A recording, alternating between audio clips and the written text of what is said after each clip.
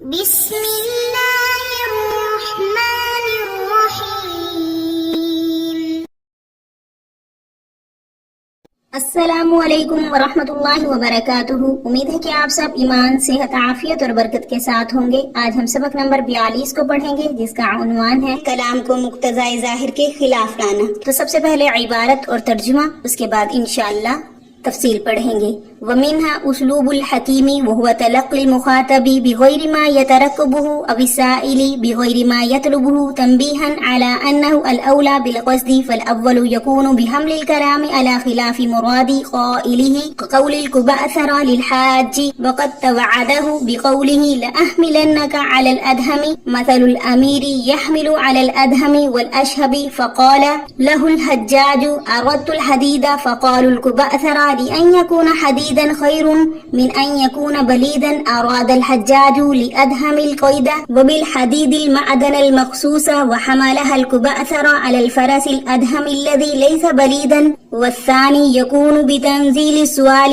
منزلة سؤال آخر مناسب لحالة السائل، كما في قوله تعالى يسألونك عن الأهلة قل هي مواقيت للناس والحج، سأل بعض الصحابة النبي صلى الله عليه وسلم ما بال الحلال يبدو دقيقا ثم يتزايد حتى يسير بدرا ثم يتناقص حتى يعود كما بدأ، فجاء الجواب عن الحكمة المترتبة على ذلك لأنها أهم للسائل، فنزل سؤالهم عن سبب الاختلاف منزلة السؤال عن حكمته، ومنها التغليب وهو ترجع أحد الشيئين على الآخر في إطلاق لفظه عليه، كتغليب المذكر على المؤنث في قوله تعالى وكانت من القانتين، ومنه الأبوان لأبي ولأمي، وكتغليب المذكر والأخف على غيرهما نحو القمرين أي الشمس والقمر، والأمرين أي أبي بكر وعمر، والمخاطب على غيره نحو لنخرجنك يا شعيب والذين آمنوا معك من قريتنا أو لتعودن في ملتنا، أدخل شعيب بحكم التغليب في لتعودن في ملتنا، مع أنه لم يكن فيها قط حتى يعود إليها، وكتغليب الآخر على غيره كقوله تعالى الحمد لله رب العالمين۔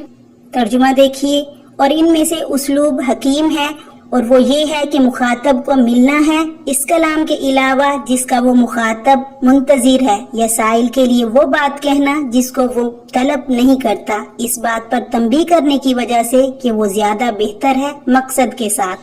پس اول وہ محمول کرنا ہے کلام کو اس کے قائل کی مراد کے خلاف، پس جیسے کبہ سرا کا کہنا حجاج کو جبکہ اس نے اپنے قول سے دھمکی دی تھی ضرور میں تجھے بیڑی پر سوار کروں گا، امیر جیسا آدمی سیاہ اور سفید گھوڑے پر سوار کرتا ہے۔ پس کہا حجاج نے اس کبہ سرا کو کہ میں نے ارادہ کیا ہے لوہے کا، پس کہا کبہ سرا نے حدید ہونا بہتر ہے بعید ہونے سے، ارادہ کیا حجاج نے ادہم سے قید اور حدید سے معدن مخصوص، اور محمول کیا اس کو کبہ سرا نے سیاہ گھوڑے پر جو کہ سست نہ ہو، اور ثانی ہوتا ہے ایک سوال کو دوسرے سوال کے مرتبے میں اتارنا جو سائل کی حالت کے مناسب ہو، جیسا کہ اللہ تعالیٰ کا قول وہ سوال کرتے ہیں آپ سے چاند کے بارے میں، آپ فرما دیجئے وہ لوگوں اور حج کے لیے وقت مقررہ ہے۔ نبی کے بعد صحابہ نے پوچھا چاند کا کیا حال ہے؟ ظاہر ہوتا ہے باریک، پھر زیادہ ہوتا ہے یہاں تک کہ وہ ہو جاتا ہے بدر، پھر گھٹنا شروع ہو جاتا ہے یہاں تک کہ لوٹ آتا ہے جیسا کہ شروع میں تھا۔ پس آیا جواب اس حکمت کے متعلق جو مرتب ہوتی ہے اس سوال پر، اس لیے کہ سائل کے لیے وہ جواب زیادہ اہم ہے، پس اتارا گیا ان کے سوال کو جو چاند کے اختلاف کے متعلق تھا چاند کی حکمت کے سوال کے درجے میں، اور ان میں سے ایک تغلیب ہے اور وہ ترجیح دینا ہے دو چیزوں میں سے ایک کو دوسرے پر، اس چیز کے لفظ کا اطلاق کرنے میں دوسری چیز پر، جیسے مذکر کو مؤنث پر غالب کرنا اللہ تعالیٰ کے قول میں، اور وہ فرما برداروں میں سے تھی، اور ان سے ابوان ہیں باپ اور ماں کے لیے، جیسے مذکر کی تغلیب اور اخف کی تغلیب ان دونوں کے علاوہ پر، یعنی غیر مذکر کو غیر اخف پر جیسے القمرینی یعنی سورج اور چاند، اور 2 عمر یعنی ابو بکر اور عمر رضی اللہ تعالی عنہ، اور مخاطب کی تغلیب غیر مخاطب پر، جیسے اے شعیب ہم ضرور نکال دیں گے تم کو اور ان لوگوں کو جو تمہارے ساتھ ایمان لائے ہیں اپنی بستی سے، یا یہ کہ تم لوٹ آؤ گے ہمارے دین میں داخل کر دیا گیا شعیب علیہ السلام کو تغلیب کے حکم کے ساتھ۔ لَتَعُودُنَّ فِي مِلَّتِنَا میں باوجود اس بات کے کہ حضرت شعیب کبھی بھی ملت کفر میں نہیں تھے حتیٰ کہ وہ لوٹیں ان کے دین کی طرف۔ اسی طرح عاقل کی تقلیب اس کے غیر پر، جیسے اللہ تعالیٰ کا قول تمام تعریفیں اس اللہ کے لیے ہیں جو تمام جہانوں کو پالنے والا ہے۔ تفصیل دیکھیے، منہا اسلوب الحکیمی، یہاں سے مصنفین فرماتے ہیں کہ مقتضائے ظاہر کے خلاف کلام لانے کی ایک صورت اسلوب حکیم ہے، یعنی کہ اسلوب حکیم یہ ہے کہ مخاطب کے سامنے خبر کو اس طرح پیش کیا جائے جس کی وہ توقع نہ رکھتا ہو، یا سائل کو ایسا جواب دیا جائے جو اس کے مقصد کے خلاف ہو، اور ایسا اس لیے کیا جاتا ہے تاکہ اس بات پر تنبیہ ہو جائے کہ مخاطب کے سامنے جو خبر پیش کی گئی ہے یا سائل کو جو جواب دیا گیا ہے وہی مقصد بننے کے زیادہ لائق ہے۔ فالاول، یہاں سے فرماتے ہیں کہ پہلی صورت یعنی مخاطب کے سامنے غیر متوقع خبر کو پیش کرنا اس طور پر ہوتی ہے کہ قائل کی مراد کے خلاف اس کلام کو محمول کر لیا جائے۔ مثلا قبثرہ کا وہ قول جو اس نے حجاج بن یوسف سے کہا تھا، مثل الامیر یحمل علی الادہم والاشہب،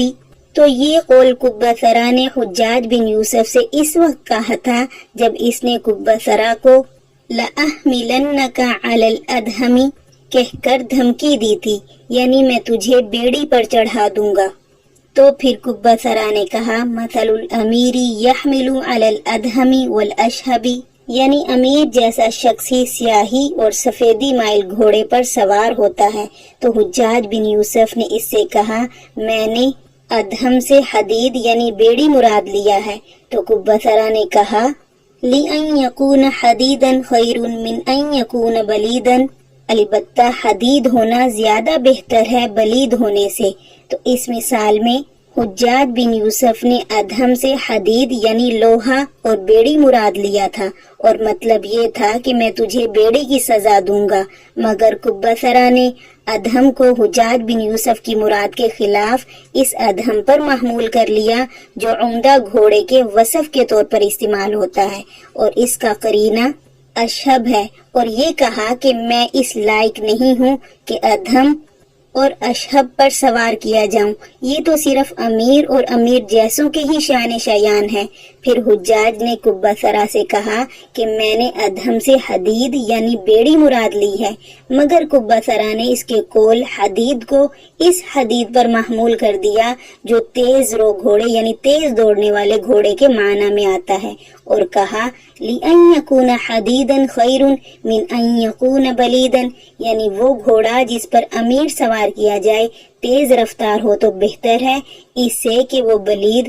اور سست رفتار ہو۔ آگے وثانی، اور دوسری صورت یعنی سائل کو خلاف مقصود جواب دینا اس طریقے سے ہوتی ہے کہ سائل کے سوال کو کسی ایسے دوسرے سوال کے درجے میں اتار لیا جائے جو سائل کی حالت کے مناسب ہو،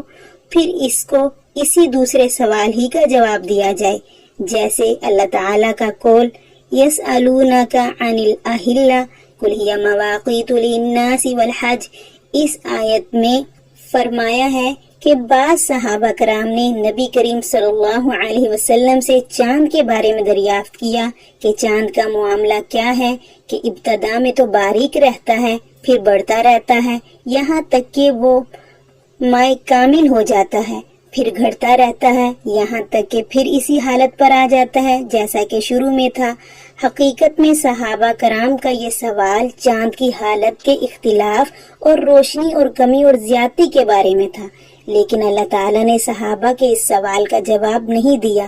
بلکہ ان کے سوال کو دوسرے سوال کے درجے میں اتار کر اس دوسرے سوال کا جواب دیا، قل ہی مواقیت للناس والحج۔ یعنی آپ فرما دیجئے کہ وہ لوگوں اور حج کے اوقات کے جاننے کا ذریعہ ہے، یعنی چاند کے اختلاف حالت کے بارے میں سوال کرنا بے معنی ہے، اور اس سے تم سب کی کوئی غرض بھی وابستہ نہیں ہے، اور نہ ہی ہر ایک کے بس کی بات ہے کہ وہ اختلاف کے اسباب کو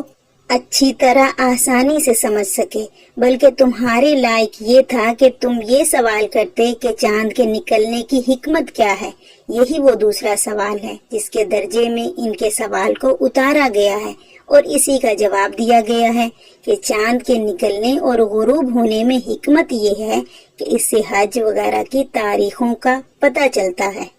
آگے فرمایا وَمِنْهَا التَّغْلِيبُ، تو یہاں سے مصنفین فرماتے ہیں کہ مقتضی ظاہر کے خلاف کلام لانے کی ایک شکل تغلیب ہے، اور تغلیب یہ ہے کہ دو ملی جھلی اور مشابہ چیزوں میں سے ایک کو دوسرے پر غلبہ دے دیا جائے، اس طریقے پر کہ ایک ہی لفظ کا دونوں چیزوں پر اطلاق ہو جائے۔ مثلا اللہ تعالیٰ کا قول وَكَانَتْ مِنَ الْقَانِتِينَ میں اب اس میں مذکر کو غلبہ دیا گیا ہے مؤنث پر، اس طریقے سے کہ یہ آیت حضرت مریم علیہ السلام کے بارے میں ہے، اور وکانت میں ضمیر کا مرجع حضرت مریم علیہ السلام ہے، تو اس لحاظ سے مقتضی ظاہر یہ تھا کہ وکانت من القانتاتی صیغہ تانیث کے ساتھ کہا جاتا، مگر مذکر کی تقلیب کی وجہ سے قانتین کہا گیا۔ اسی طریقے سے ابوین میں بھی مذکر کو مؤنث پر غلبہ دیا گیا ہے، اس طریقے سے کہ ابوین کا اطلاق ماں اور باپ دونوں پر ہوتا ہے، جبکہ اب کے معنی صرف باپ کے آتے ہیں، تو ابوان کا ترجمہ دو باپ ہوا، مگر تغلیباً دونوں کو ابوین کہا گیا ہے۔ اسی طریقے سے کبھی کبھی مذکر اور کم درجے والے کو غلبہ دے دیا جاتا ہے ان دونوں کے علاوہ پر، جیسے قمرین بول کر چاند اور سورج دونوں مراد لیتے ہیں، اور عمرین بول کر حضرت عمر اور حضرت ابو بکر دونوں مراد لیتے ہیں۔ ایسے ہی کبھی کبھی مخاطب کو غلبہ دے دیا جاتا ہے غیر مخاطب پر، جیسے اللہ تعالیٰ کا قول لَنُخْرِجَنَّكَ يَا شُعَيْبُ وَالَّذِينَ آمَنُوا مَعَكَ مِنْ قَرْيَتِنَا أَوْ لَتَعُودُنَّ فِي مِلَّتِنَا، اس طریقے سے کہ یہ بات حضرت شعیب علیہ السلام کی قوم نے کہی تھی کہ اے شعیب، ہم تم کو اور ان لوگوں کو جو تمہارے ساتھ ایمان لائے اپنی بستی سے نکال دیں گے، یا وہ ہمارے مذہب میں لوٹ آئیں۔ تو عود کے معنی عربی زبان میں آتے ہیں پہلی حالت کی طرف لوٹنا۔ یہ معنی حضرت شعیب علیہ السلام کے ان ساتھیوں پر تو صادق آ سکتا ہے جو پہلے کافر تھے، پھر انہوں نے اسلام قبول کیا، اسی لیے ان کا کفر کی طرف لوٹنا پہلی حالت کی طرف لوٹنا ہوگا،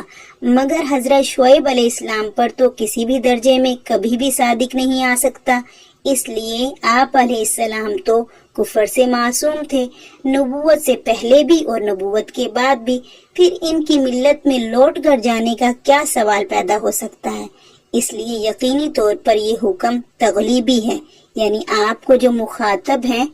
آپ علیہ السلام کے ساتھیوں یعنی غیر مخاطب پر غلبہ دے دیا۔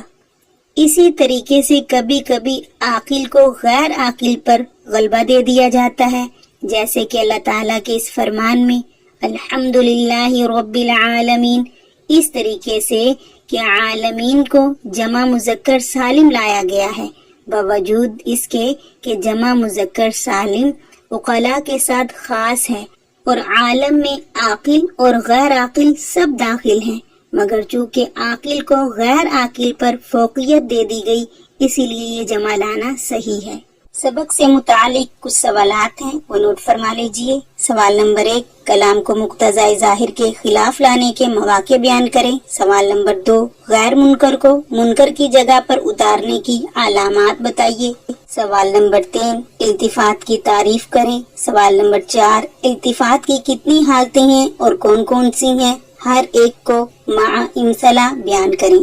سوال نمبر 5، تجاعل عارف کی تعریف مع امثلہ بتائیں۔ سوال نمبر 6، اسلوب حکیم کسے کہتے ہیں اور اس کی کتنی صورتیں ہیں اور کون کون سی ہیں، وضاحت کیجیے۔ سوال نمبر 7، تغلیب کی تعریف مع امثلہ بیان کیجیے۔ جزاکم اللہ خیرہ۔